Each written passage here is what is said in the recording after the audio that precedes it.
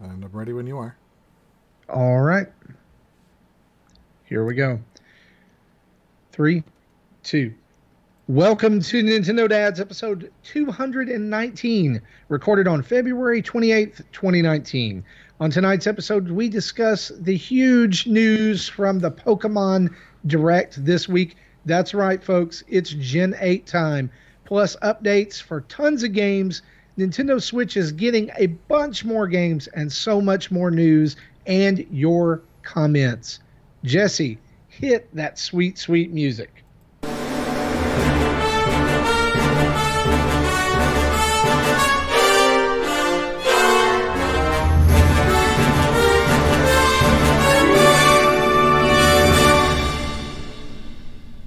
That's right, guys. You're listening to Nintendo Dads, and my name is Marty Estes.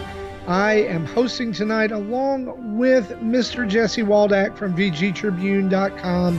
How are you, buddy? Greetings. I did have... Normally I don't have to set an alarm like those other people on the other side of the pond. But I did have to yesterday for that early morning announcement. Which it wasn't as bad as Roger, that he's in Pacific time. So he started streaming at 5:40 in the morning. He and Arlo they were both tired, noticeably tired, but also noticeably keeping the tone down so he didn't wake up roommates and neighbors. And listen, Roger, I know you listen, and I want you to know I love you, but Roger and keeping the tone down probably doesn't work very well, especially when he's excited about something. Yeah, the two don't mesh well. No, I mean, I'm glad he's excited, and I know a lot of people are excited because Nintendo officially revealed Gen 8 for Pokemon yesterday in a huge direct. It was, and we say huge because the news was huge. It was actually not that long at all. But we're going to get in here and we're going to break down all of that news here in just a second. As we're sitting here and talking, we're actually hoping that the Flat Cap Gamer himself, Gary Gray, wakes up and joins us on this week's episode. I think he may have slept through his alarm again. Part of the reason why I mentioned the alarm clock. Exactly. But with that being said, let's head straight into our news, shall we?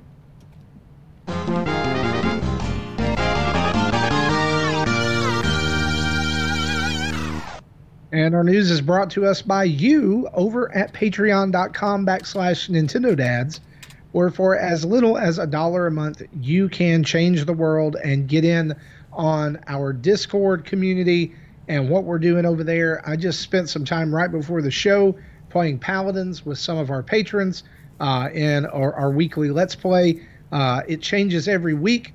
Also, big shout out to Drew over there on the Discord channel for putting together our tournaments. Paladins, I guess Paladin season has ended. We're in season 2 of the Nintendo Dads tournament, but I guess the time of Paladins is over. And in the morning, which will be now as you're hearing this, brand new tournament starts featuring my favorite game, or one of my favorite games, Enter the Gungeon. And I'm super excited about that. Drew works super hard, as well as John Blanco with the Wargroove League and everything over there. Thank you guys for doing that. I do want to shout out one of our brand new patrons this week, Max, jumping in and becoming a patron yesterday. Thank you, Max, for doing that, and thank you for others who have raised their monthly pledges, like Aaron Miller. Thank you for that, man. We appreciate you. Yeah, shout out to you. Shout out to everybody who's over there supporting us at patreon.com/Nintendo Dads. By the way, I would be remiss if I didn't mention this, and it's not Patreon related, but it is Nintendo Dads and YouTube related.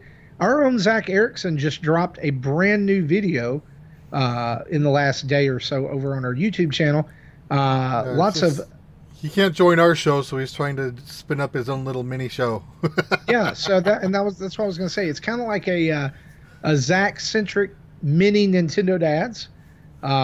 If you're a fan of Mr. Erickson, you should go over there and watch that, especially to see and hear some of his life updates. And so he's working some psychology in, and he's doing some really cool things over there. So go check that video I suppose we can, since he publicly said it, I suppose we can publicly say it. He just recently had his 4th child. Yeah. So I think less than 2 weeks. So they're still like. Yeah, it was like a week ago. Still has that new baby smell. Yep. So congratulations to Mr. and Mrs. Zach Erickson and the rest of the kids on the new baby. It's pretty awesome. If you ever wonder why Zach can't be on the show a lot, it's because he's currently digging out from under a pile of kids. And diapers. He said so himself. So there you go. I mean, it's not a knot. I mean, he's just got a lot of kids, and at least his older. At least it sounds like his older 2 are starting to help out. Yeah, that's a good time. It's a good time. Speaking of a good time, let's dive right into our news here with our headlines. Yesterday, Nintendo at 8 a.m. Central Time, 9 a.m. Eastern, premiered a brand new 7-minute long direct on their YouTube channel focused solely on Pokemon. And really, it was solely focused on debuting Generation 8. Here's what we know right now. Later on in late 2019, we will be able to play Pokemon Sword and Pokemon Shield, which are 2 brand new entries in I guess what you would call the main line, right? The main line Pokemon games. These of course developed by Game Freak, and they are set in the Galar region, which seems to draw heavily from Great Britain. So these are English Pokemon. So I did find it interesting that they said late 2019, not November. I'm sure they're still shooting for November, but I think they are giving themselves some wiggle room in case they decide to push it a few weeks. They are. I mean, seeing all the delays that have happened so far, I think it's safe to just say late 2019. And then if it's November like it normally is, people go, oh, yay. Right? Right. Yep. So the direct started with was that the CEO of the Pokemon company? I don't remember who talked. Yeah, I'm sorry. Like I know that people can be like, oh yeah, it was, and you're stupid. They brought one person out, which then introduced a second person out, which then introduced the third person to do the main bulk of the talk. Right. That was unnecessary. The producer of the game introduced the director of the game, or maybe it was the other way around. Yeah, I felt we should have taken notes. But so in this trailer, they kind of started out by talking about how Pokemon, countless gamers have been on adventures with Pokemon for over 23 years or 23 years now, and that it was time to enter a new chapter of the Pokemon franchise in a new region. Because yesterday was the 23rd anniversary. Yeah, so they introduced the Galar region and began to show off the game. And for what we saw, I mean, of course, we didn't see much, so there's not much that we can infer other than the brief look at. They showed 3 things that I think are important. A brief look at moving around, like walking around the map, and how that was going to look. They did show just a very quick snippet of combat. And then they showed the 3 starters, which I think is the big news, and we'll get to those last. So as far as walking around the map, they begin and it's kind of they zoom in on this village, and up in the bedroom, your character puts on their backpack and turns around, and the epic music starts to play, and then all of a sudden there's this montage of them walking around in the world. There was villages shown, there were larger cities shown, grassy hilly areas. At one point, they were running through a gem mine that looked really cool. Yeah, I like the gem effects. Yeah, in general, the backgrounds and the set pieces seem nice to look at. They look like an improvement over the Let's Go. It's player models not too thrilled about. It's still the samey 3DS vacant expression. Well, let's come back to that here in just a minute, okay? Because I just want to talk about the aesthetic overall here in just a minute. Sure. From there, they went to like the snow-capped mountains, the snowy area, and then ended kind of that part of the trailer before the starter reveal with a character kind of walking into a Pokemon stadium, right, where there's like thousands of people, and it like the cheers rise up as the picture fades out, and that was Yep. it. And then they showed the starters. Um, so as far as the aesthetic goes, I will say this: like, I really think that the world they have built is interesting. There was a lot of emphasis on, and I noticed this in the trailers. There was a lot of emphasis on like gears and steam and stuff like that. So it's kind of, I won't say it's steampunkish, Well, but more it, industrial revolution-ish. exactly, yeah. It was mentioned in the description of the Galar region that the humans and Pokemon of this region work closely together to build up industry. So I thought that was kind of neat. That's an angle of the world of Pokemon that we haven't seen before. But then, and it seems like athleticism is also kind of possibly a big feature of this game. Just with, you can see it in. We can go start talking about the starters now. I guess that kind of good leads into that. right? So first we were shown Score Bunny. It's a fire rabbit type, and he's just what you'd expect a rabbit to be, just fast, bouncy, and Band-Aid on his nose. Yeah, he showed up, struck a pose, and then got out, and then left a little flame in the grass, and then you saw Sobble kind of spit water out and put it out. But the first thought in my mind was, did someone just go to the bathroom on that? Yeah, it did kind of look, yeah. Yeah, so then Well, Sobble... and one thing, too, to mention about Sobble, too, was that there was a big emphasis, I thought, on the fact that he was invisible in the water. There was like a stealth element to Sobble as well. So he's kind of chameleon-ish, though. Yep. I don't know if that's in any environment or just specifically in water. Kind of like similar to what, like Vaporeon apparently has the same ability if you look at the Dex entries. So then after he scurried off, then the Grookey, the grass chimp Pokemon, showed up and just ran around. Regrew the grass. Is that what he did?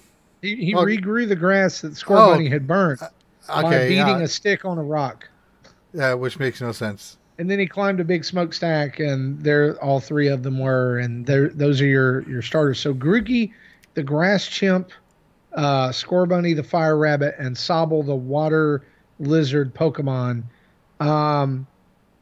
Jesse, what do you? I mean, you're between the two of us. You're like the biggest Pokemon fan between the two of us. Yeah. Your initial thoughts on the starters? When I first saw Grookey, I'm like, we've already seen elemental monkeys, so this kind of is not new and didn't interest me. And in fact, when it was done, I think it was Gen 4, I think it was done better because you had 3 different monkeys of different types, which then each had an evolution of their element as well. The Panseer, Pansage. Yeah. I thought those were Gen 1. Oh, no. That was like Gen 4. Okay.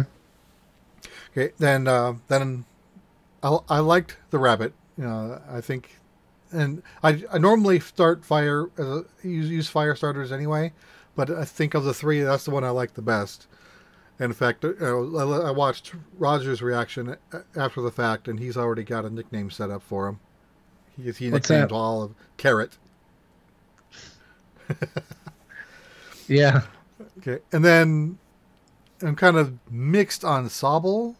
I think he has the potential of being good. I think he's going to be more a defensive player than an offensive player, like Scorbunny will probably be, which isn't bad. It's just different play styles.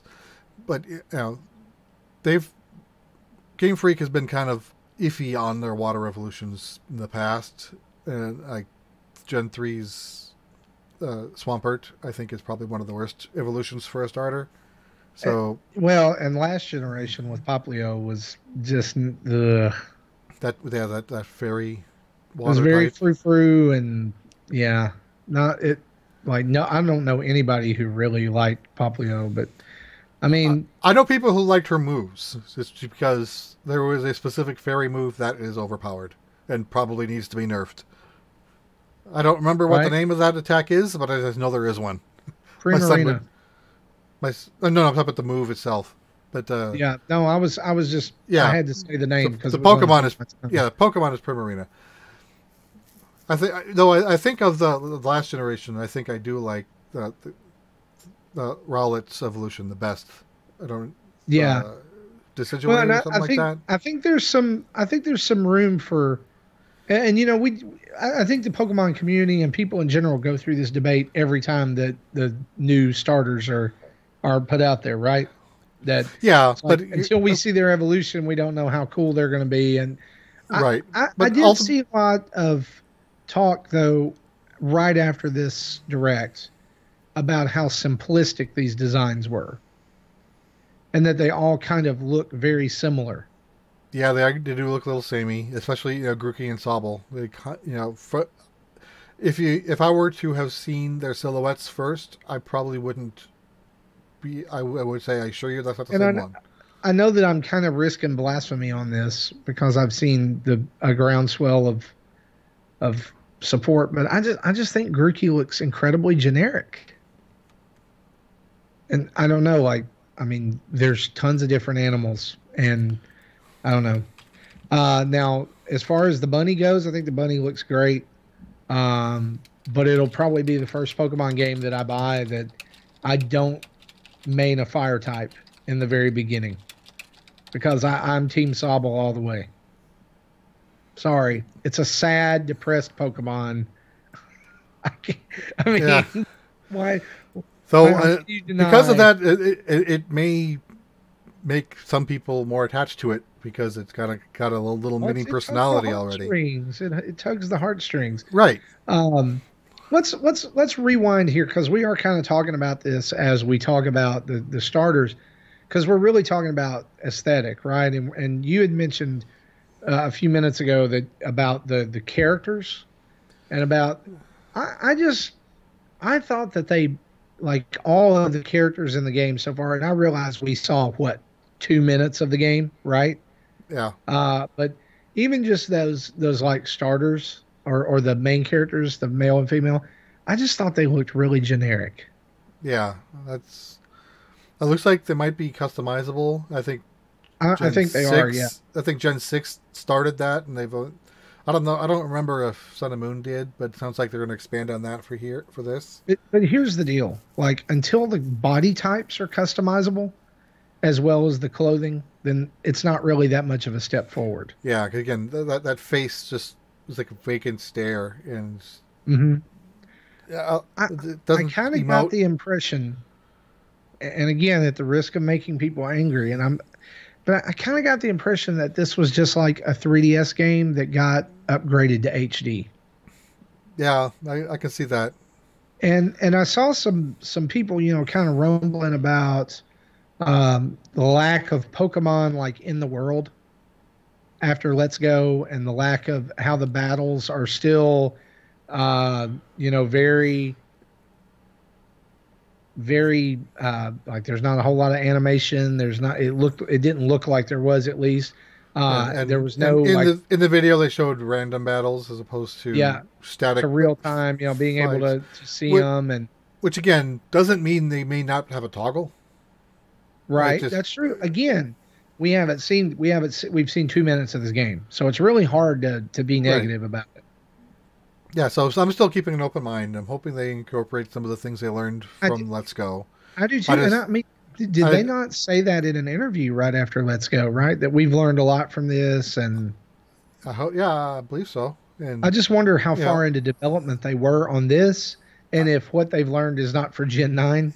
yeah, true. Yeah, I don't want to see the Pokemon Go style of capture to return. I want that to come back to where it was, but I was hoping that it would have some quality of life in Well, additions I to just it think that, that we for haven't seen yet. as much as people complained about Let's Go and, the cutesy art style or having to go to Kanto again or whatever, the one thing that I thought it got right in a big way was it made that world feel alive, right? Like you felt like you were finally or I did at least. I felt like I was in the middle of a Pokemon universe because you come out of a place and boom, there's like 10 Pokemon running around, and you can fight them if you want to or not. And that was immersive.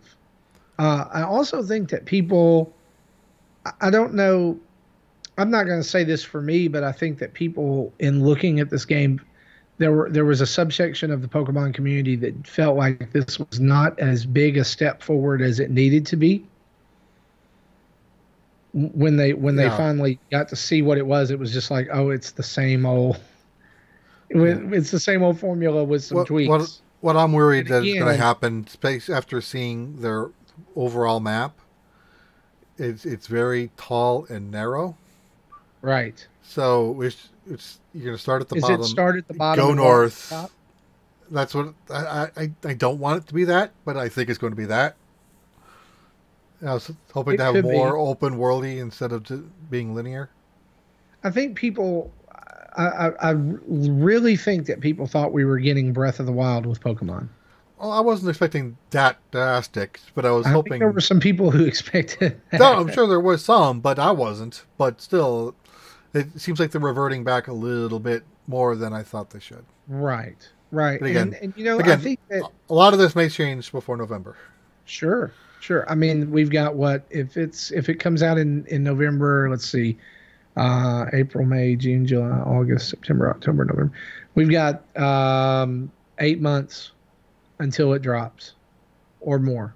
But 8.5 if it drops in the middle of November, like they usually do. Right, or December, since like you said, it could be late. It could be the December game, like Smash was last year. Who knows? I do know that they probably want to get this game out to sell things around Black Friday. Yeah, their target usually is the Friday before Black Friday. So here's the lowdown on this, and just to be honest about it, I'm going to buy this game. So like, we're getting it too. Complaints about it that we're probably that like they look kind of generic or whatever. I mean, I'm going to buy this game, and I'm not even a huge Pokemon fan, but we're probably going to end up with 3 copies in my house. But my thing is this is. Let's talk about one other thing. And again, this is all speculation because we haven't actually gotten any really concrete information on the game other than here's your 3 starters, and this is what it's called. If it is just like basically the same formula as the 3DS game that they've been selling for $39.99 with updated graphics, is it going to be $59.99? Probably. Let's Go was. I mean, I know it's going to be. Well, let's be honest. It's going to be $59.99, right? Yeah. But are people going to throw a fit about it? I think some will. Sure. It's because they're yeah. Because DS games were $35 at most. They were able to squeeze Heart Gold, Soul Silver at $40 because it came with a pedometer. Mm-hmm. And then all the 3DS games sold at $40. Right. So yeah, I see no reason why they wouldn't throw this at 60. Yep. So that's the which means like Canadian is like 80. Suggested retail price of most games, and there's still, I mean, like Jesse said, and we keep going back to this line. There's still a lot to be revealed, right? I mean, it was a 2.5 minute trailer. You got to think that somehow, some way, this is going to use the Pokeball Plus. You got to think that there's somehow, some way this is going to connect Pokemon Go and Pokemon Bank. Because if it doesn't connect to Pokemon Bank, there's going to be some people who are royally upset, and they have a right to be. And right now, I don't even know if they have a way to merge your account on the 3DS with a Switch because they have 2 different account systems. So that's a challenge they're going to have to figure out. The update to Pokemon Bank may be coming. And that's one thing, too, to mention. I know. My son is Bank. I don't know even if he still has stuff in it or if he just used it as a temporary space to copy from game to game. This video also mentioned at the very end, as it was signing off, that there is more Pokemon news coming for 2019. What that is? I was upset. I was upset that they even said that. If you're not going to give us more information, don't say you have more information. did it kind of feel like they were going to? And then, like, there was this really awkward pause after he said that, and he's like, and then that's all for now. Even if it was just a small little tidbit, show me Snap 2. Show me Snap 2. Show me. I would have been just show me a logo. I would have been happy, but don't say right. you're going to show me something later and not show me something now. Right. Yeah. Just don't even mention it. Just surprise us later. The possibility is that once this is up and running, right, we're going to get a new Pokemon mainline game every year on the Switch, and we're going to get a new Let's Go game every year. I think. I mean, if Pokemon is almost always annualized, yeah, but they're not always mainline game. They mix in remake, so we still get that Gen 4 remake people have been wanting for 3 years next year, right? And then the year after that will be Sword 2, Shield 2, whatever they call those. Armor. Spear. Pokemon Spear. Catapult. I did see an image that somebody put in our Discord, Pokemon Trebuchet. I'm like, what? I'm familiar with some medieval weaponry. I've never heard of that word before. It's a catapult. Well, yeah, but I don't know it as that word. I know it as catapult. It's a trebuchet. I'm going to go ahead and say right here that we're about to share some spoilers, potential spoilers for this game. And so if you are not wanting to hear that, this may be one of where you want to hit the little 30-second or fast forward a couple of times. We found an image, or I found an image earlier this week that was posted on a message board and it's dated Thursday, February 21st. So this is what it says, screen cap this, and then in parentheses, legit, posted by Anonymous. And it says, this is it, believe it now or later. This is your chance to not be spoiled. 5, 4, 3, 2, 1. This is what it says under that. It says, this is it, believe it now or later. And he has 1, 2, 3, 4, 5, 6 bullet points. You ready for this? Sure. Bullet point number 1, Pokemon Sword and Pokemon Shield. Check. On February 21st. Second, region is Great Britain. Check. 3, legendary Pokemon are Metal Snake and Wooden Horse. Yet to be determined, but sure, 4, possible. 4, armored evolutions. This is when I read that, I'm thinking, so they're doing Digimon Season 3. 5, armored Charizard, armored Mewtwo, armored Flygon, armored Zeraora. However you say that. Zeraora. That sounds good enough. I 6, know what you're talking about. 6, Meltan ties into armored evolution and legendary lore. That makes sense. I mean, why else have they introduced Meltan? Right? A malleable metal? Sure. Yeah. And I'm just going to tell you that the armored Charizard and armored Mewtwo has me excited. I also love the fact that they have predicted, or they're literally making a Trojan horse Pokemon. I wonder if there's going to be anything hiding inside of it. Ooh. Maybe that's where Meltan comes from. Yeah. It's just full of unknowns. Or Psyducks. That would be great. If it was a Trojan horse full of Psyducks. That would be annoying. Also, someone on the Pokemon channel on our Discord started a poll and asked which one of these do you want to pick up, Sword or Shield? As of recording, Sword is in the lead 6-3. I'm not surprised. Did I say Sword? Did I say Sword or Shield? You said Sword. Okay, Sword is losing. Oh, I'm sorry. That's a surprise. Sword is losing. I just realized that I'd made the mistake. Sword is at 3 and Shield is at 6. I'm a Shield man myself. I'm good with that. What I normally do is I let Matthew decide, and I'll get the other. So, for those of us who may not be Pokemon fans, this may literally be our first Pokemon, Jesse. Why are there 2 versions? I mean, money is obviously the reason. Yeah. But like, Okay. So what is the difference in the two versions? the story and the plot and the gameplay are the same on either version. So if this is your first time playing and you don't know what you're doing, get either one. That's not going to matter. What the difference is, say, like I'm using the Gen 1 as an example because I have that off the top of my head. One game will have Weedle, the other game will have Caterpie, and the other games won't. So in order to fill your decks, your Pokedex, you have to trade with your friends who has the other version.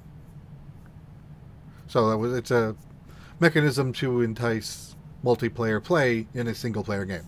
Which, in the beginning, when Pokemon was brand new and was on the DS, and you had to do it with a link cable, this was a very novel idea, and it was a very cool idea.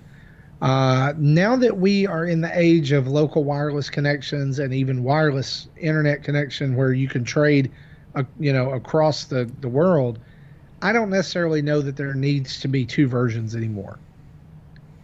I really think that that's kind of it's more tradition now than anything, right? Yeah, and that they know that some people will double dip just because they can trade amongst themselves. They've trained a generation of people or generations of people to double dip, right? Right. So yeah, I still I don't like. I'm not arguing the fact. I'm okay either way. If they ever decide, no, we're just going to release one Pokemon game, great, swell, that's awesome. But the fact that they still do it this way, I'm not really complaining about that either. Yeah, I mean, you could make a case for it or against it, right? Yeah. So that's all our Pokemon news. So this week. So if you are playing with one of your children, and you want to do the trading thing, and you're okay with buying two copies, get one of each. Have your kid play one copy, you play the other. And then on those Pokemon that you can't get in your own game, trade back and forth. Again, that's what my son and I do. I know that accounts on the Switch are going to take care of this, but different accounts. But I'm wondering if this game is finally going to let you have more than one save. Probably not. And even if you did use multiple accounts to have multiple saves on a single game, you still can't trade back and forth. You have to have two systems with two games running so they can talk to each other in real time. Right. No, I'm not talking about that for trading. I was just thinking about for saving purposes, save states and different things like that. It definitely is possible. The reason why they didn't do it in the first game was just memory limitations, because there wasn't a lot of space in those Game Boys. One of those weird, I think it's one of those weird Pokemon traditions that's carried over, right? Because even in Let's Go, they didn't let you have more than one save. And even starting with, I think, Generation 5, they made it hard for you to start a new game overwriting your old one. You have to go through a sequence of events to purposely do it, just so you don't accidentally do it. And I don't think they want to reintroduce that possibility. Yeah, so that's another reason why I would think they would just keep it to one save state per account. Yeah, but some people are going to complain about that too. I'm just throwing that out there. Let's move on. Let's talk about some other interesting stuff that's popped up this week. It's been kind of a lull in the news this week, other than the big Pokemon bombshell. But Animal Crossing Pocket Camp is still out there. People are still playing this. It's actually a lot of people are still playing this. And Animal Crossing Pocket Camp just got a huge free update for our iOS and Android that added a ton of new features. It added the Happy Home Room, which is an interior design mini game that you need HH vouchers to get. You have to be a camp manager level of 6 or higher to access it. There's also new local produce. Blathers has a new mini game called Treasure Trek. And Pete's Parcel Service is now available as well, which is a handy way to level up your friendship with animals. Basically, Pete will complete animal requests for you without you needing to visit their locations, which is part of what made the game so time-consuming in the first place, right? I've never played the game, so I don't know how it works. Well, we have quite a few fans over on the Discord, some of whom are very, very high level, which takes a ton of dedication. Are y'all like I'm gonna ask this to people who are watching on YouTube, and if you're watching at home, are you still playing this game? Like, is it a game or is it just a tap fest? Like I don't know, I kind of have a love affair on and off with mobile games. Um, like there's some of them that are real actual games and they're fun, and then there's some that like they just kind of feel like they're there to take my money. And sometimes I can't figure out which Animal Crossing is. Tim Off's wife plays it every day. Third strongest mole deleted it after 1.5 days. Yeah, I mean, I deleted it and then I re-downloaded it. I never downloaded it, so you should try it. You might like it, Jesse. Might be your new obsession. I never clicked with New Leaf. I tried playing that for about a month and kind of fell out of it. This is kind of like it, but not really. It's a different kind of Animal Crossing game. Elliot says dropped it pretty quick. Tim says that his wife is level 132. Oh my gosh. I think I'm like level. My wife started playing this game and like in 3 days, she was like level 30 something. It was ridiculous. That's how she does mobile games. Like she's like, you've got to take it away from me. Just take my phone and delete it when I'm not looking, because she gets totally obsessed with it. Speaking of games, tons of new games announced this week for Switch, as well as some that are now available for pre-purchase. Let's run through these really quick. I'm excited about this one. Phoenix Wright Ace Attorney Trilogy is coming April 9th to Nintendo Switch. I believe this one is going to be digital as well as physical. Is that right? Yeah, I know it's digital, because when I was looking around, when I got my Switch back last week, I logged on to all the eShops to download all the content that I wanted to re-download, and the game was already out in Japan. Oh yeah, it had just launched that day, so I'm like, oh, I didn't even know this was coming to the Switch, right? And it took me a while to find the Famicom game. It wasn't where I expected it to be. It took me a while to dig through it, not being able to read Japanese. Right. I'm probably not going to get this. I played the original games on the DS, and that's where I probably am going to get it, because it's been so long since I've played the original 3 games that I loved them so much that I want to play through them again. Yeah, I've still got to finish Dual Destinies. Yeah, I don't think I got to the third case and never finished it. I never finished the last one, but yeah, that's that type of games. When I get to the end, I'm like, I don't care about solving the puzzles anymore. Just give me a walkthrough. I want to see how the story ends up. Yeah, it did. And so they do tend to drag on a little bit. Yeah, so I've been watching the anime. I got you. Saints Row the Third, the full package, is coming to the Switch on May 10th. I guess if we can get Grand Theft Auto, we can get Saints Row. Also, May 21st, Resident Evil Origins Collection, which is Resident Evil 0 and Resident Evil in one package. It's coming at $60. $60, 2 games in one if they're bought physical. Basically, this is probably going to be like every Capcom release like this. It's going to be 1 game on the card and a download code for the other one. Probably, I would bet Resident Evil on the card and Resident Evil 0 is the download. But we're not confirmed on that. In North America and Europe, the games can be bought separately on the eShop, and I believe they're already up. Are they $29.99? Yeah, $30 each. They're $30 each, which, again, Switch tax, right? Well, it still adds up to the 60 if you buy them both. Well, no, I know that, but I'm saying these games are cheaper elsewhere. Okay. Well, I'm pretty sure. I think isn't the Origins collection coming out in other systems too? I didn't even look. I don't know. See, I don't keep up with other systems as much as I probably should. Other games that were announced, Resident Evil 4 is also coming out May 21st. It will also be $29.99. That is hailed by many as the #1 game in the series. And so if you have never played that, it's going to be there May 21st. Other games that are available right now for pre-purchase, including those 3 Resident Evil games, Our Chocobo's Mystery Dungeon Everybody, which is $40, releasing on March 20th. Final Fantasy VII on March 26th, which it will be $15.99. That is the sweet spot price for that game. Can I ask the obvious question here?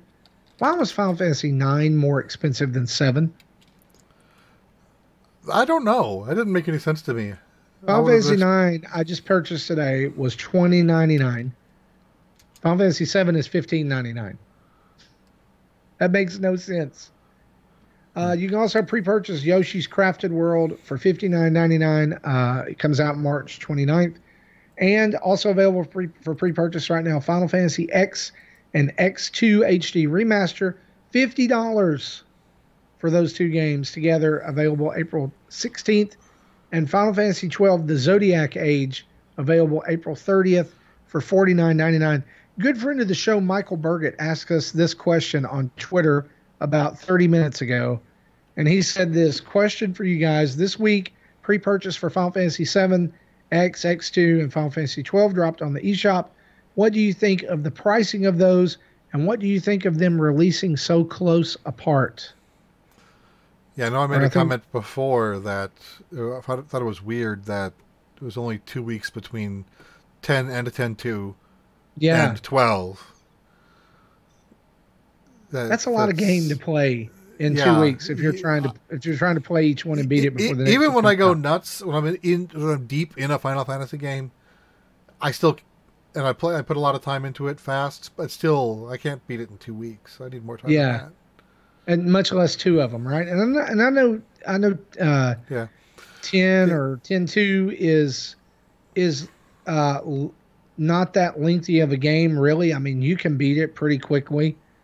But still, there's some time that you have to sink into that game. Right. So, thinking a little bit about the Final Fantasy VII versus 9 thing, why 9 might be more expensive. It is kind of a remaster already. This isn't just the PS1 version ripped out and thrown on the Switch. It's the version that got re-released on PS4. It's on mobile, so it's the Steam version of 9. Right. So it's a slight. It's already a slight. There's upgraded character textures, but really that's it. Right. So where I think Final Fantasy VII pretty much is the PS1 game ripped out and thrown on the Switch. I don't think that's ever gotten an overhaul. And I guess you could kind of make the argument too that it's an older game. Right. Even when Final Fantasy VII first came out on PS3, playable as a PS1 classic, I think even then it was $10. So we're still kind of getting more and more expensive on the same game. As far as the prices for these games, I think the price is right for 10 and 10-2 because that's two games together. You're paying basically $25 a game. For 12 and the Zodiac Age, it's $50.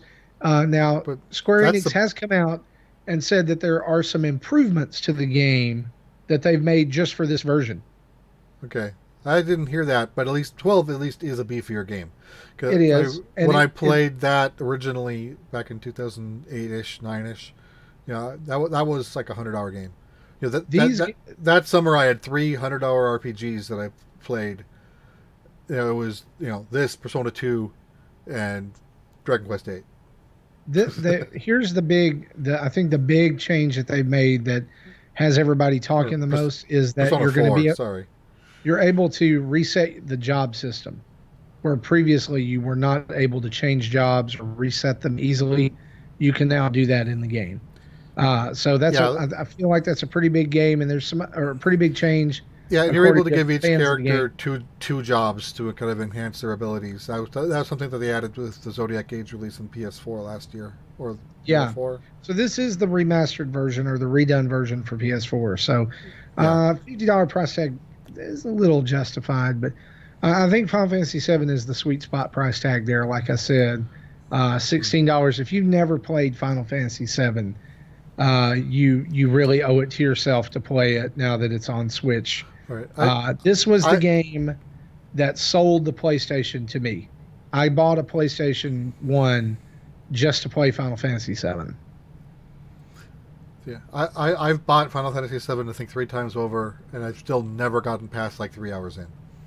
Oh, dude, you got to press on. Like you got to push through because it does. There's some slow spots. It kind of goes in waves, especially when you're in that stupid UFO and the Moogle thing with the cat. See, I have no idea Kate what you're Sith. talking about. I've never gotten that far. I'm probably gonna get bombed, but for saying that. But anyway, Okay, so I went back and checked on Resident Evil Origins collections. Apparently, they did come out on PS4 and Xbox One 3 years ago. 3 years ago for $19.99 each, right? Well, no, I don't know. I don't know what they originally were. It probably was $60 new. Now GameStop has them listed at $40 new, but unavailable new. But you can get pre-owned for $25 or $30. Okay, so we're getting at least the pre-owned price there, maybe. And so those are games coming to the Switch. You can go check those out over on the Coming Soon tab in the eShop. Pre-order some games. Personally, out of all of that, I'm going to get Final Fantasy VII, and I'm going to get Yoshi's Crafted World. So I don't know. And Phoenix Wright, I'll probably not pre-order that. I'll probably just pick it up if I when it comes out. If I could get 10-2 by itself, I probably would do that because that's a game I've never played. Again, I bought that twice, like 3 times over, because I bought the Vita version and the PS3 version of 10-2. I would be willing to bet they will eventually separate them. But yeah, and I also bought it on PS2, and it's still in its wrap. I don't think I ever opened it. A couple other little headline items here: Super Smash Bros. Ultimate and Super Mario Party have both been nominated for favorite video game at the Nickelodeon Kids' Choice Awards. Also, along with that, 4 of 5 games on the list are available on Nintendo Switch. The only one that is that's nominated that's not available on Switch is Marvel's Spider-Man, which is a PS4 exclusive. Which I mean, I feel like that's a pretty good showing for the Switch. Totally there. Definitely got the momentum behind it. And in a move that you probably could have seen coming if you thought about this long enough, EVO, the fighting tournament convention or whatever you want to call it, huge popular fighting game convention, is saying goodbye to Super Smash Bros. Melee. It's riding off into the sunset and being replaced with Super Smash Bros. Ultimate. It will be the only Smash game officially recognized at EVO this year and on. I'm sure there'll be Melee tournaments that go on around the event, but they will not be main stage. I was going to say the same thing. People are probably going to host their own little mini tournament in the inside rooms. Yep. You know what I say to this? What do you say to riddance. Good riddance. And in fact, you did. That's what it says in the notes. I did. I put that there for a reason, so I'd remember to say it. They did make Smash Brothers games after the GameCube. Just saying. Let's move into some rumors for just a minute. I'm gonna let Jesse go wild on this one here in just a minute. But the German Games Ratings Board has. Before we go there, I don't remember what your question was. You asked me a question, and my joke answer was Leisure Suit Larry. Oh yeah. Was it? What game maybe it was what game you think will never be on Switch, but you want it to be? Maybe. I don't know. I don't know. But you did answer Leisure Suit Larry because you're a fan of these games. But this week, the German Games Ratings Board rated the new Leisure Suit Larry game for release on Switch. What? The rating that was given was, and again, ratings are different in different countries. We have the ESRB, in England they have the PEGI system. In Germany, they have the USK. I don't know what that means, but it means something. I don't either. This was rated USK 16. Now, to scale that, other games with this rating would be rated teen or M-rated mature using the ESRB scale. In fact, like the game Catherine was rated USK 16, whereas Grand Theft Auto games have been rated USK 18 Both of those games here are rated M for mature. Jesse, why is it a big deal that the Nintendo Switch would get a Leisure Suit Larry game? Yeah, that definitely surprises me. But of course, with Nintendo pretty much allowing anything on the system now, and even Sony's the one that's got the stick up their butt about what they will and won't allow on their systems. It kind of doesn't surprise me at the same time that it surprises me. So for those who don't know what the plot of these games are, you kind of have your, I don't know if you're late 20s, early mid 30s. Some games you might be even in your mid 40s, which is where I am now. But you're dressing up in this white 70s style leisure suit, trying to find a lady for activities. I won't go more specific than that. I'm sure you can figure it out.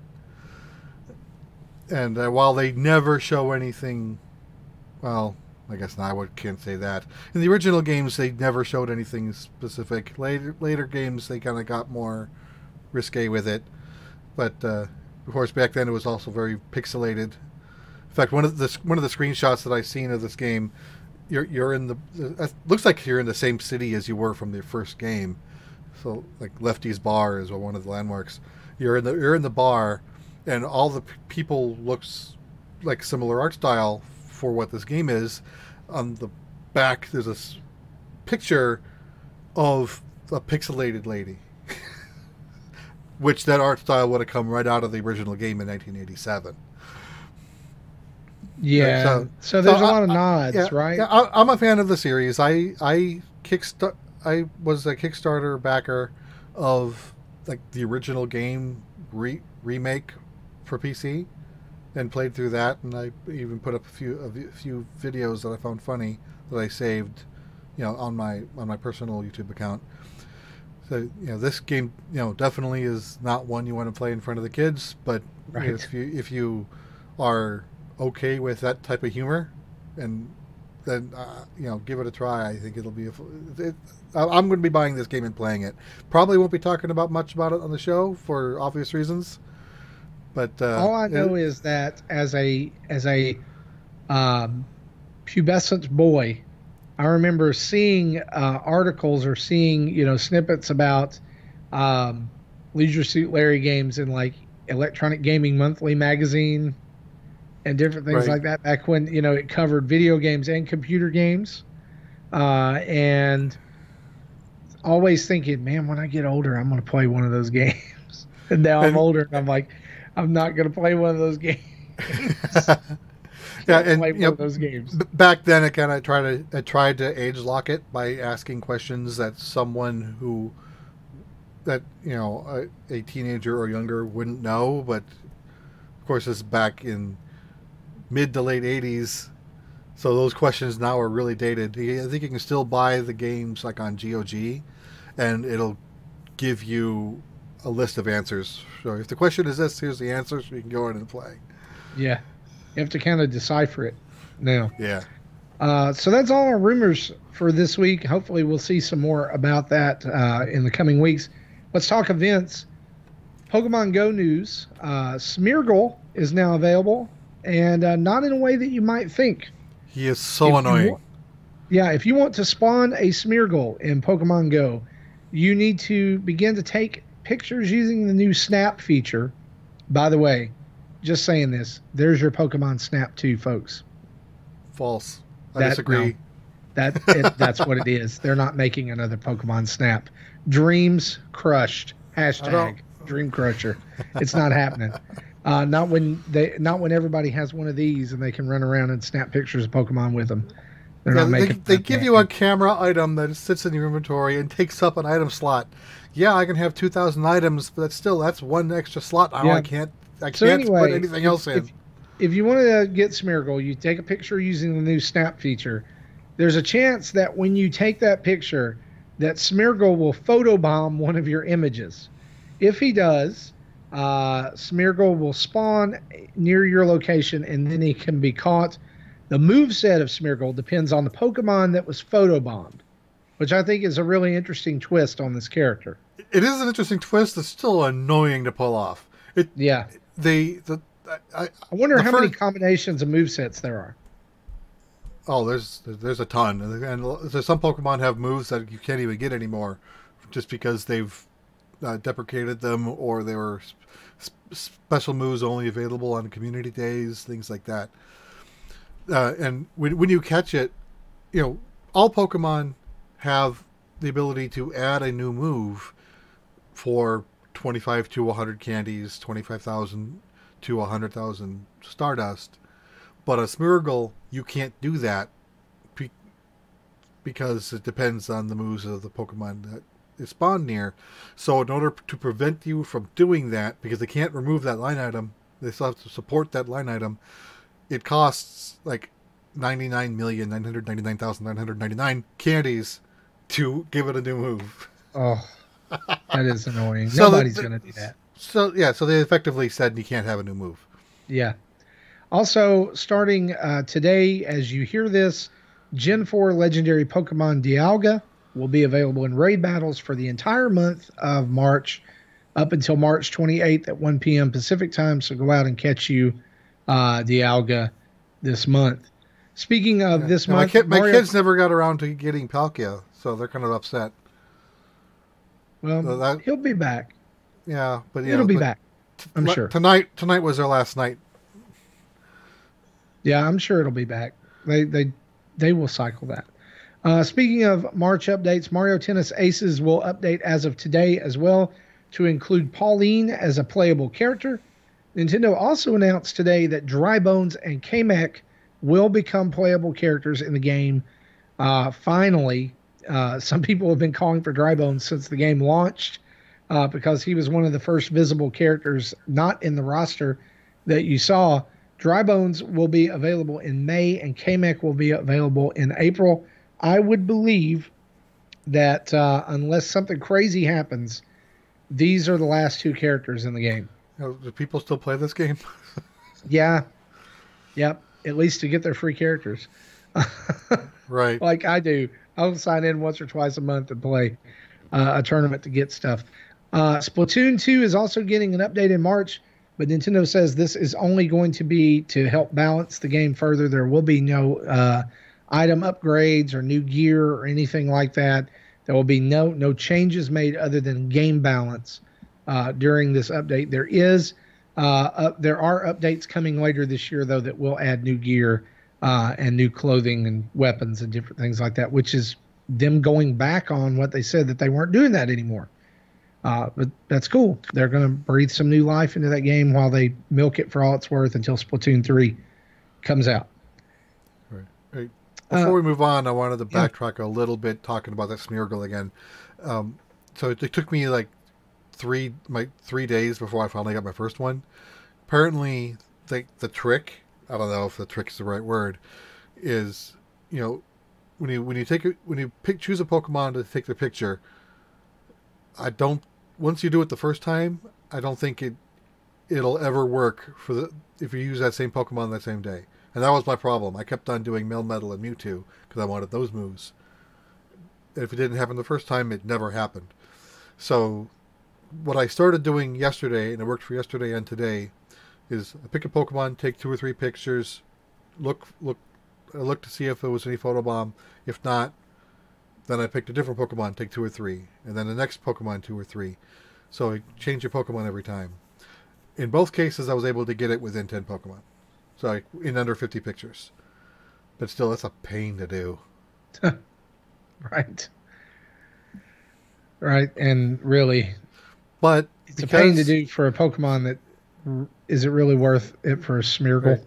So when my brother-in-law was in town several months ago, he gave me an Unknown and a Heracross, which are the 2 that are hard to get a hold of. So because of that, and now that I have Smeargle, I now have 100% dex for both Kanto and Johto. Nice. Moving on up in the world there. Yep. Hoenn's next. Yeah. Right. I think I'm missing 9. Let's move on and let's talk about what we've been playing, shall we?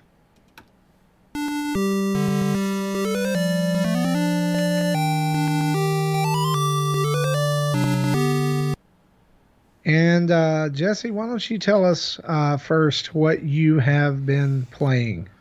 So, other than the normal puzzle games that I won't talk about again, I played Reverie Sweet As Edition, which I think you talked about last week. No, I believe that It was Justin. was it Justin? Okay. So I don't remember how far he said he got in it, or if he, but I literally had it finished in like 3 days. So Wow. it's a short game. It's a Zelda light. So if you're kind of itching for a Zelda game that and you don't want to spend 30 or 50 hours playing one, this is a good one to go with. The puzzles, most of the puzzles are kind of on the simple side. But that was like 2 or 3 times I sat there for multiple, about 5 or 10 minutes, going, "What am I supposed to do?" I eventually did figure it out without needing a walkthrough. So I did need a walkthrough to get to like the final few achievements. There's this one quest where you have to meet this old man fishing in like 7 different locations. So that was pretty much when I uh, used a walkthrough to find him. And there's one of the collectibles in the game is 20 different feathers. If you get all the feathers, then you'll get a cloak that pretty much gives you one free hit that where you won't take damage. So it's useful but not required to finish the game. And then once you get you finish the story to get the credit roll, then you come back and there's like one bonus dungeon to finish the game. So I had the game. I had credits roll in about 5.5 hours, and then 100% of the game in just under 7. Hmm. And I was almost going to say there's little penalty for dying. It pretty much just throws you back in the dungeon entrance with full health. And in fact, that's probably sometime, depending on where you're at in the game. Like if you enter a dungeon with two boxes out of 8 left, the first thing you'll want to do is just kill yourself, and then you'll respawn wherever you're at, and you'll have full health. So this might be beneficial to die there. So Tim asked, what was the game again? It was Reverie Sweet As Edition. Ooh, phone call. So that was really the only game I played. You know, I did play a little bit more Tetris 99. Didn't I had a game where I had 7 KOs, but I still only finished like 13th. And then I bought Access Denied. We talked about that a few weeks ago, but still haven't had a chance to play it yet. I I will talk about that a little bit. I've got that game and I really enjoy it.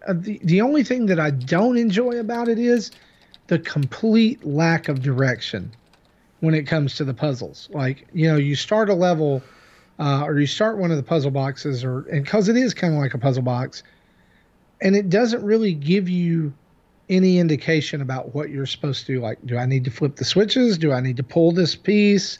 Do I need, and like when you start the game, it gives you like one little screen with the controls. And if you don't read that and memorize it right there, you never see it again. Ooh. And so there's some design choices that I don't really love, but it is a fun game because it is a brain burner. Like, you're trying to figure it out, but like these levels, but because of that limited direction, or because they don't really point you in a direction, right? I've had to YouTube several of the solutions just to get me started, like to even figure out what I have to do first. Some of it is obvious, and some of it I'm looking at and I'm like, I have absolutely zero clue what I'm supposed to do here. But if you like puzzle games, like if you've played The Room on iOS, or you like Keep Talking and No One Explodes. I haven't tried that one. I think I played The Room. That's the one where you have to you have to go to bombmanual.com and download the bomb manual. If you like games I don't think I can find enough people. Denied. I don't think I can find enough people to play it with. And kind of that type of game doesn't. You don't want to play by yourself. Like here's the thing: since you guys like Access Denied is just single player, so you don't have to have the extra people. So I think that's a great angle on that. But you like Bomb Core? on Yeah, Jackbox. yeah, but I'm the only one who does. No one else in my family does. See, I was saying, since your family likes to play Jackbox games, then Keep Talking and No One Explodes would be great Yeah. for you guys. I tried playing Defoliation. I think that was the name of the game, which is kind of like escape roomy type of game, but it was really convoluted, and I think I only got 3 or 4 levels in. Yeah. I tried doing a live stream on that, and that Access didn't go Denied well. though is like $5. So even if you don't really like it, you're not out. Yeah, it was cheap, so out that much money. So I was okay with buying it. I'll try to play it this weekend. Gotcha. Is that it? That all you've been playing? That's all I have. Gotcha. I have been playing more Tetris 99. I can't quit playing. There's 2 games I've kind of gotten addicted to in the last week that I've had or already released, and one of them is Tetris 99. The other is Paladins, and I got sucked into Paladins because it has been the subject of our Nintendo Dads tournament over on Discord for the past week, and I just was obsessed with actually putting in a good score for that. So I played it several days, on my lunch break, and just trying to do that. Why are you showing me Snorlax? It's a photobombed Snorlax. Oh, it's Smeargle. Yeah, this isn't my picture. Someone else posted it in one of the chats I'm in. I was trying to figure out what that was at first. So Tetris 99, of course, you guys know, is Battle Royale Tetris. It's fantastic. It's easy in, easy out. That's what I love about it. Paladins actually has a pretty robust community of people playing it. I think that's pretty cool. I'm learning some new characters. As for new games that I'm playing this week, or let's just say new to the Switch, Deltarune dropped today, which Chapter 1 of Deltarune is free, just as it was on PC and Mac. It is, I was going to say a sequel to Undertale, but you can't really say a sequel to Undertale because nobody knows what it is. It's like an alternate dimension. Well, yeah, but not really. I mean, I don't know if it's a sequel, a prequel, or an alternate universe, or whatever it is, but basically... It's all of the above. It may be all of the above. See, this is a weird game in that it was available for pre-purchase for $0. Yeah. So you could have downloaded it earlier in the week, but you still couldn't play it until today. That's right. Yeah, that was weird. For some reason, they made you wait till today. Why? I don't know. If you enjoyed Undertale, though, this is a no-brainer purchase, and it does have familiar characters from Undertale, just in ways that you don't know, and some of them you only encounter for seconds.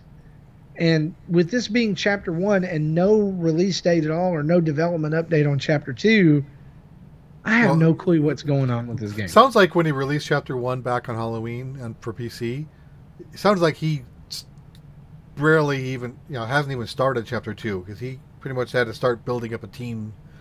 He said he had no dev team. He didn't even know how to run a dev team. So it'll be a while. He would like, so and he if we ever see Chapter 2, it'll be a while. Run one. Right, because he did everything. He's been doing everything by himself up till now.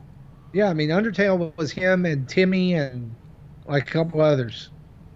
Which I'm going to say this now, and I got roasted by somebody for saying this on the show back when I played Undertale. Undertale is one of my top 5 favorite video games of all time. And that was hard. That was a hard, for it to land there. But based on its endearing characters and writing alone, it is in my top 5. It may be my number 1. Yeah, and I know, my number 1 dethroning Mega Man. Wow. Which, yeah. I tried playing it. I only got through the tutorial section for the first hour, and then it kind of fell off. But I did watch a bunch of Matt Pat's and Treesicle's videos, so I'm familiar with the lore and the story behind it, and all the obscure characters. So I recognize these characters when I played Deltarune. Yeah, the true way to play through it is the pacifist route, where you kill nothing. You end the game with 0 XP because you spared everything, even the bosses.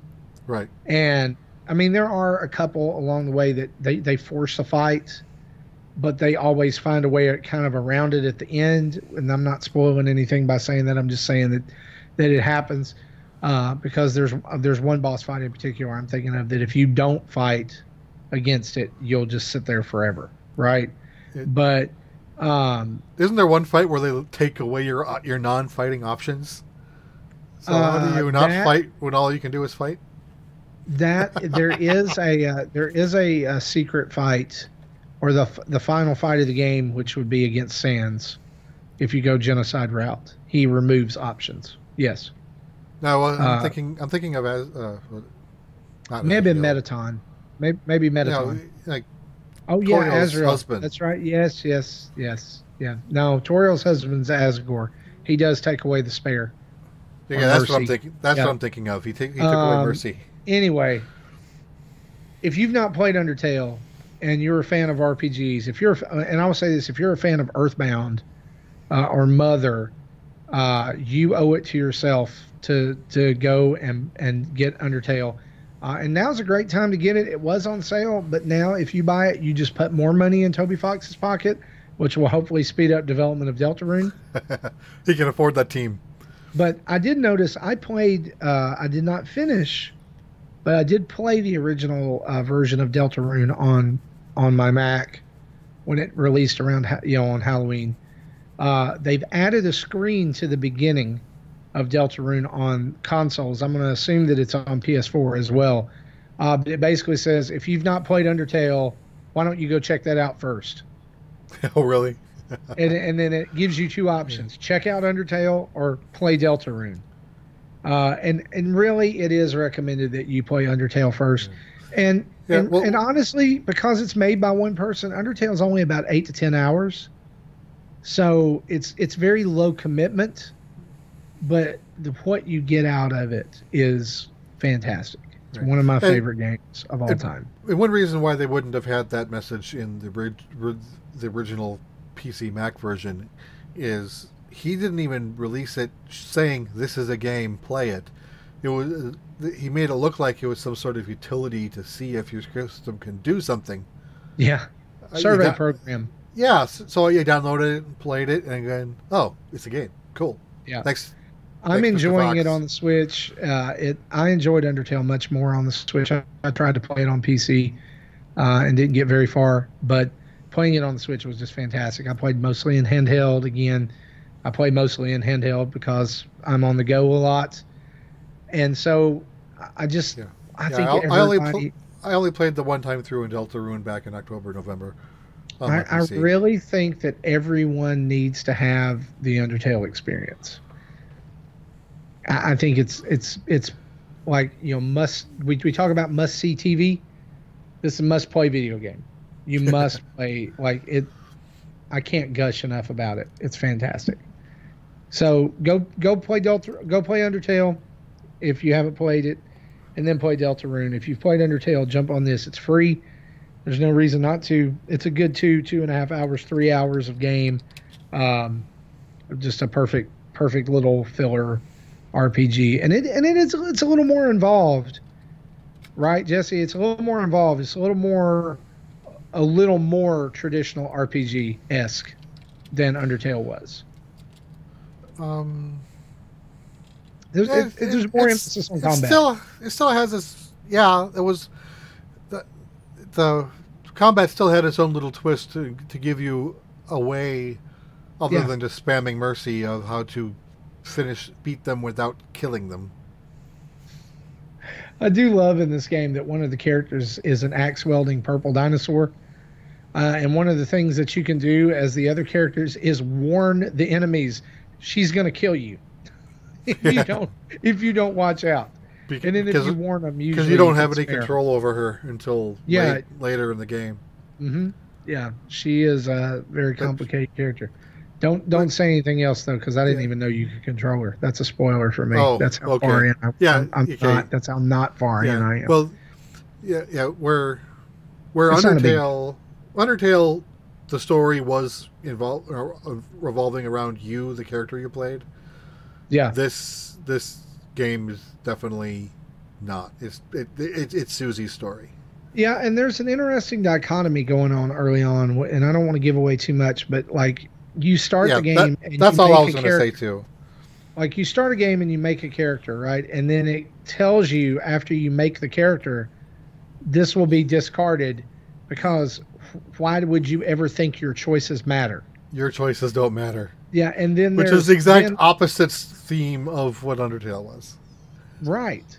And then later on, though, you meet one of the main characters that I won't mention who they are, but that main character, it's very obvious. They tell you your choices matter. So it's playing back and forth. There's this dichotomy of light and dark. Choices matter. They don't matter. You know, spare and fight. Well, you're told multiple times in the game your choices don't matter. Oh yeah, I know. Even in this early school scene where Susie's bullying you. Yes. She even makes a reference. She asks a question, and you have options to choose. Very and as soon as you select one, but before you actually have a chance to enter your selection, she says, "It doesn't matter what you're going to say, so shut up." Right. Yeah. It's a really unique game. Play Undertale. Play Deltarune. The last game that I've been playing is one that I can't talk much about, but you'll see a video from our channel in the next couple weeks. It is called Claybook.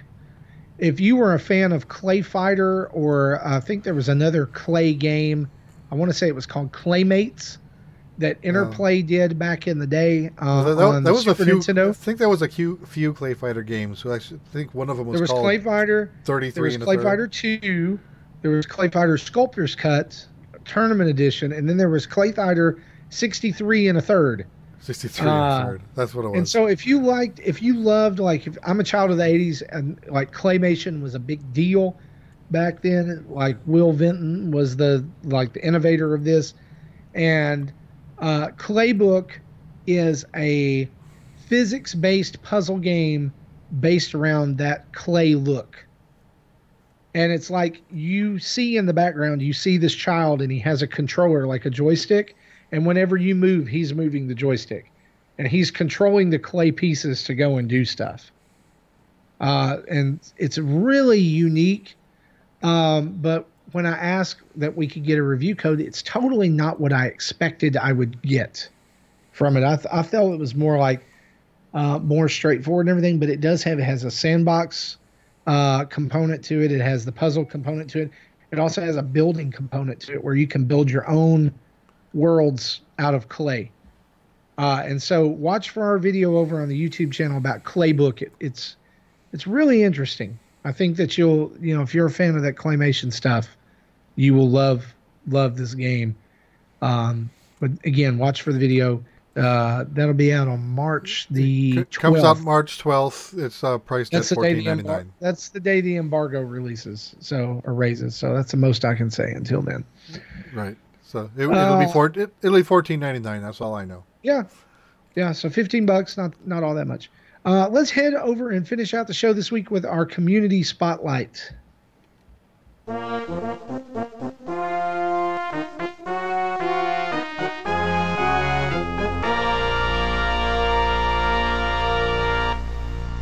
All right. Again, community spotlight is where we put the spotlight on you guys, the listeners and patrons and fans of the show.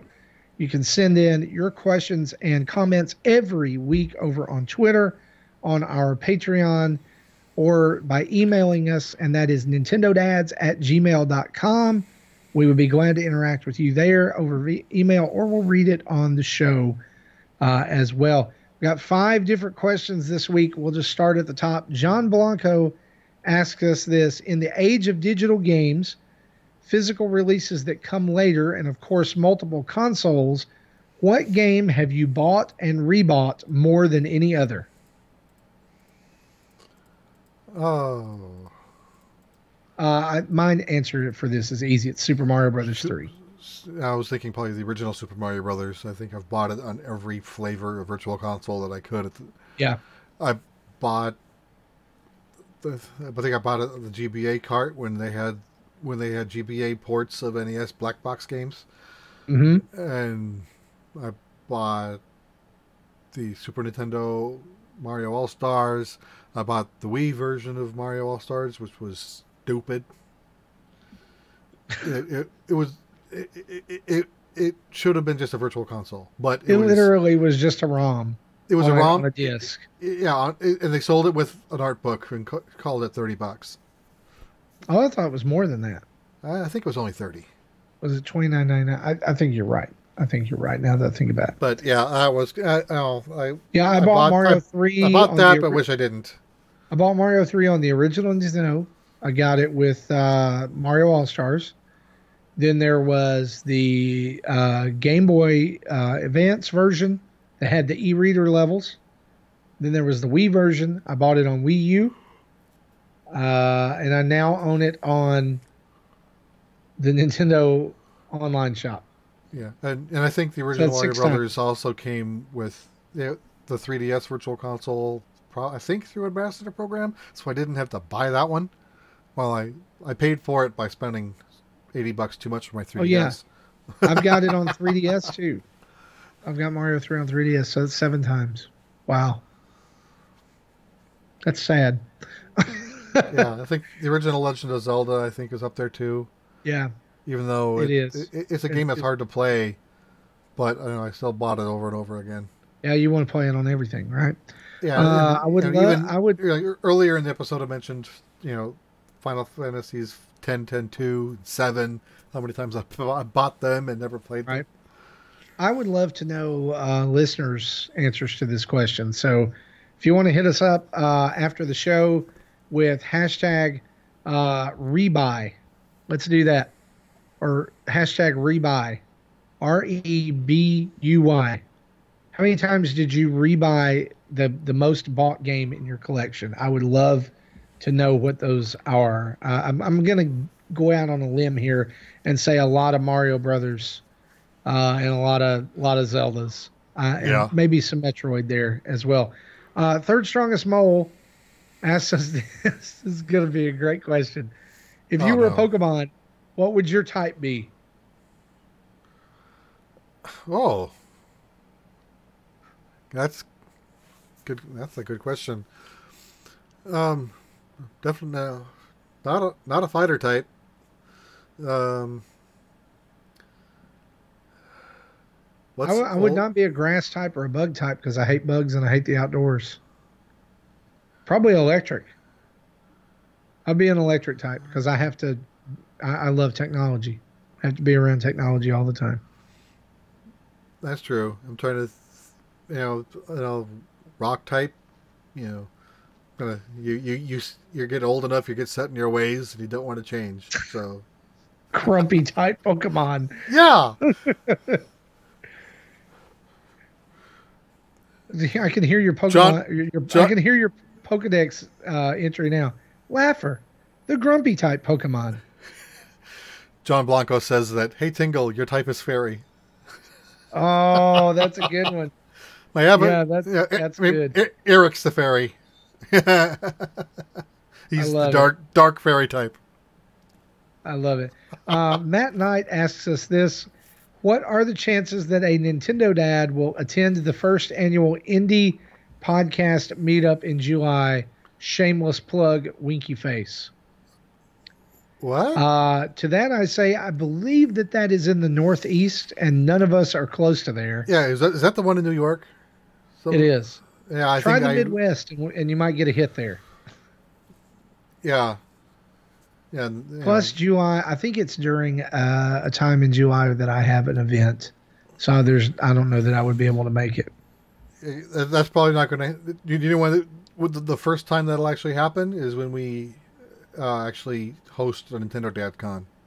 Yeah. you know the thing about it though is that I think what Matt is talking about is a fantastic idea. Yeah, I would love to go. I would love to meet folks from this community. I'm not going to be able to make it there. Yeah. If you can make it there, then maybe somebody could just go and pretend they're one of us. So New York's a little bit out of my commute range. You go and pretend you're Justin. I mean, really. I could say that because he's not here. Right. You can go pretend you're Justin. Hey, lads, let's have some donuts, eh? some Timbits, maple syrup mousses, right? Maple syrup mousses. There it is. That's what I was. You could just stand in the corner and say that over and over and over again, and you would be Justin. There you go. Let's get to Wobble Puffet. Wobble Buffet. About to get back on track, and then you throw the Wobble Puppet. Julian Willoughby asked us this. This is a great question, too, by the way. He said, I really want a D-pad on my Switch. Has anyone tried the Hori Joy-Con or tried modding their own D-pad according to some of the online techniques? If so, how did you like it? I believe Jesse and I both own Hori Joy-Cons. He has the blue one that you can only get from Japan. I have the licensed Zelda one that was available, it was the first one that was available here last year. There's a Mario one now. Jesse, what do you think about that one? I liked it. In fact, I was looking for it a few weeks ago when I was playing Tetris, but I couldn't find it, and I just literally just found it now that we brought it up. And it's a little squishy, but not as squishy as the Pro Controller's D-pad. So yeah, that is one probably, thing. It is squishy. I think it's still the best D-pad you can get on a Switch. I agree with that.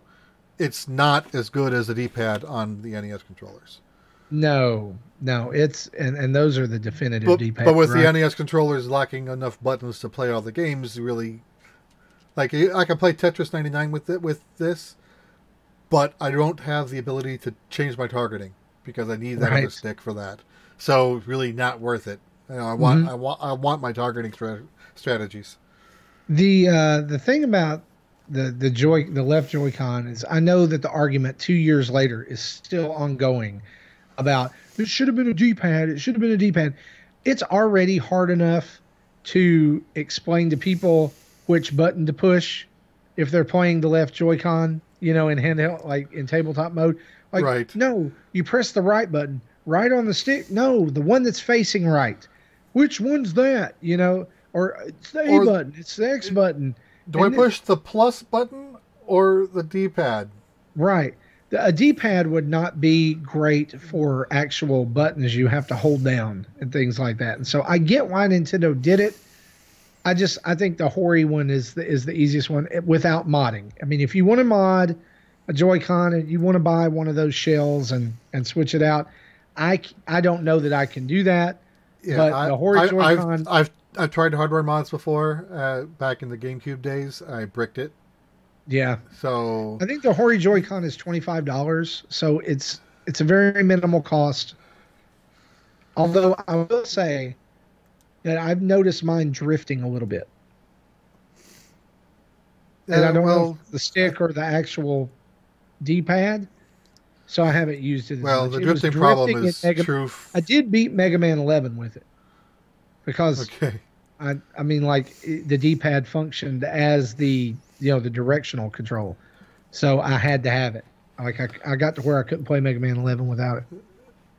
Yeah, the drifting problem exists on any Joy-Con, so I don't think that's necessarily a Hori problem. Yeah. And the downside of the Hori one is you have to play it handheld. So like when I was playing Tetris 99, I like playing it handheld, but if on fast-moving games, I'm doing this and my whole screen's shaking, so I prefer to play that on the TV. If I'm playing it on the TV, I can't use the Hori controller. Yeah, I was going to mention having to play it handheld, and that's really the only drawback to it. And that may be why you want to mod one anyway, so that you can play it apart from the system itself. But really, $25. Go down to Target, grab you one. I've yet to see one in a GameStop or see one in Walmart. So I'm sure they exist, but I haven't seen one. Last question for this week comes from Andrew DeFusco, Drew, Tournament Master of Nintendo Dads. Here's what he says, and I completely understand why he's asking this question. What are your guys' thoughts on free-to-play games that don't really have an ending? How do they impact major companies? Are they good for them or take away from others? He's referring to games like Paladins, Apex Legends, which is blowing up right now on Xbox One, PS4, Fortnite, Um, Lots of others, right? Yeah, Mobile games, a pretty lot much of mobile any games free to are free play to play. MMO will qualify for this as well. Yeah, yeah. What do you There, think, Jess? oh, I, I don't think it really takes away from other people, from other games, because this type of game definitely has a. Well, I was thinking in terms of MMOs, it's a niche market, but of course things like Fortnite and Paladins that are more accessible, more playable. It really doesn't. That argument really doesn't help. But just because a lot of people are playing Fortnite doesn't mean everyone is. So there still is a market for other games, and some people just don't have as much expendable income, so it's good for them to have cheaper to free things to play to make it the purchase of the $300 hardware worth more to them. Yeah, I think that free to play is a double-edged sword, right? We were going to talk about this earlier, but I just felt like we need to move on. Fortnite in particular has experienced a 48% drop in revenue in January. And that was before Apex Legends came out, and Apex Legends gained 25 million players in the first week it was out. It's going to be really interesting to see what their sales numbers or what their revenue numbers were for February now that Season 8 is starting. And Season 8, by the way, which they had to give away because it was late. Well, they gave you the opportunity to fight for it to be for free. They didn't necessarily give it away. But I wonder how many people actually got it for free. Probably quite a bit. Matthew did. And that's just going to cut into their revenue stream for this next month, right? I mean, you've got tons of people now who earned it, who aren't paying for the pass. I'd like to see what like last year's numbers looked like. Part of the dip might be winter break during December. More kids are playing it. More kids are being able to throw money at it versus January. This might be a seasonal difference. January, just in general, in many markets, has less revenue than December. Right. So that's just normal. However, I think to speak more directly to Drew's question, when you've got a game like Apex Legends that came out that apparently was supposed to be Titanfall 3. Oh, that was it? It switched development midstream as the developers saw the popularity of battle royale games, like especially Fortnite and PUBG. They kind of shelved Titanfall 3 and used a lot of the mechanics for Apex Legends. I think that it does hurt here, especially it hurts people who were waiting for the new installment of their franchise. And, when you've got games like Fortnite and PUBG and Apex Legends and even to a lesser extent Tetris 99, you're releasing... Tim even said Tetris 99 will take away revenue. Yeah, I agree. But when you've got that game and others even to a lesser extent, it's subdividing the amount of people who are playing games online like into different categories, right? On the other hand, the people that'll flip games or at least try multiple games and see what they like better, they're the people who are less likely to even spend money in the first place. Well, I agree with that. If once a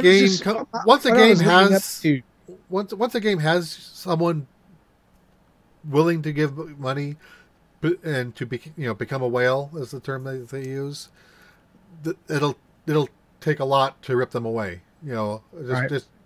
My son has tried Apex, but he still plays Fortnite all the time. I guess my point is that because that's where his money is. In a climate that's ruled by free-to-play online stuff, it's probably hard to launch an online game that you pay for. Yes. Because those games, the more popular they get, the more it cuts into the bottom line of people you have playing your game. Yeah. You've got to have something completely different that hasn't been done before. The best way that I know to describe this is, look at Call of Duty and look at Battlefield, who are now including Battle Royale style modes in their games. Yeah, they don't even have a single player campaign anymore. Right. Because they don't care about the single player. They just want people but they want to turn people into whales. They want to turn their players into whales. Can I just say that 2018, maybe not so much on Nintendo Switch. I think the case is there as well, especially in 2017 with Switch. But 2017 with Switch and 2018 with PlayStation in particular proved that single player gaming is not dead. That it's actually right. It's actually wanted. God of War, Spider-Man, Red Dead, all of those games, single player campaign.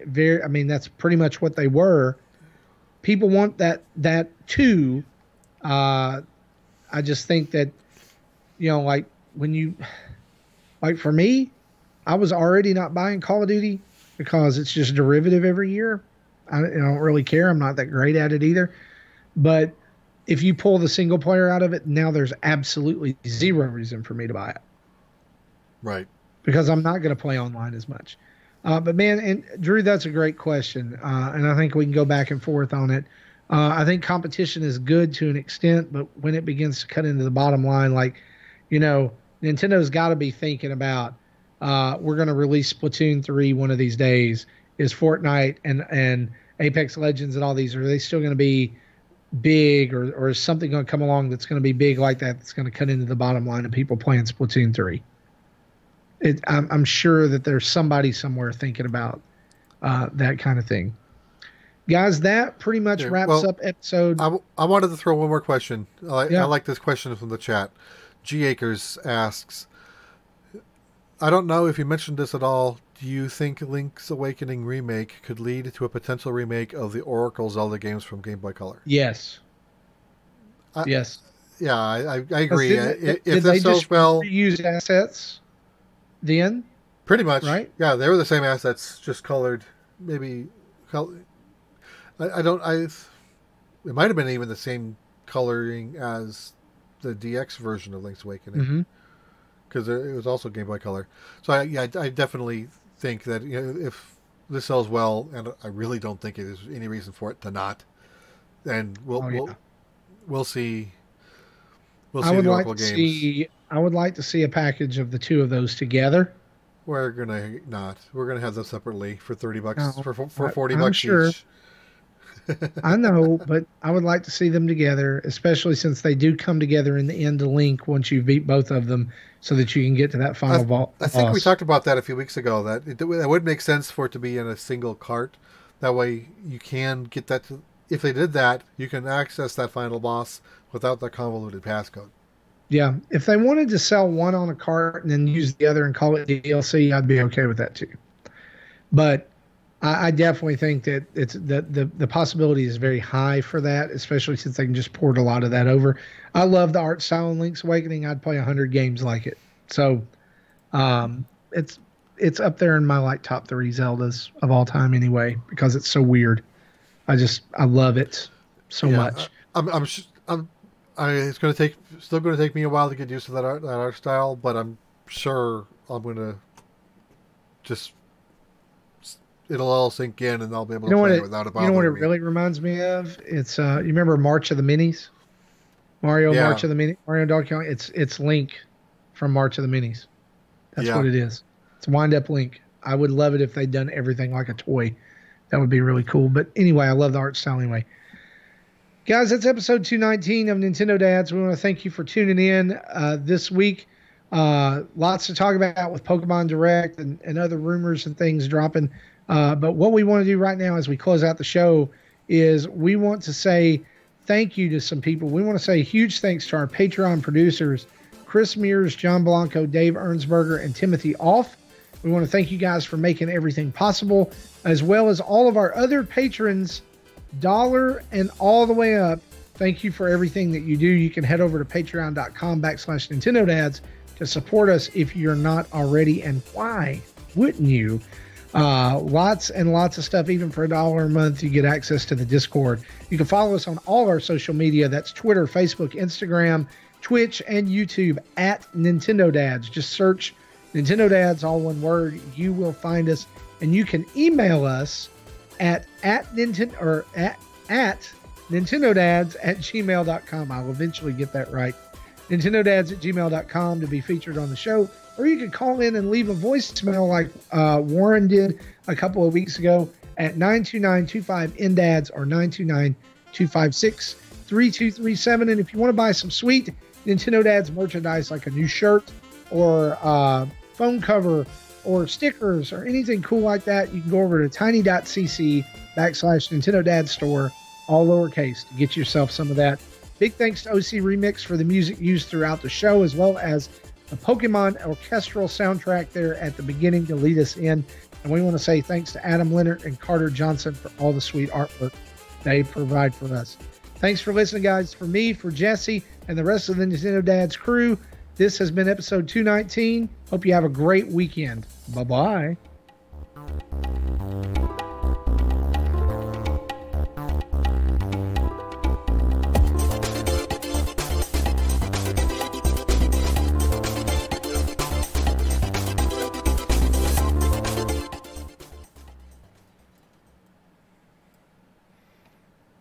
Thank you for listening to Nintendo Dads. Pew pew pew pew pew pew pew pew pew pew pew pew pew pew pew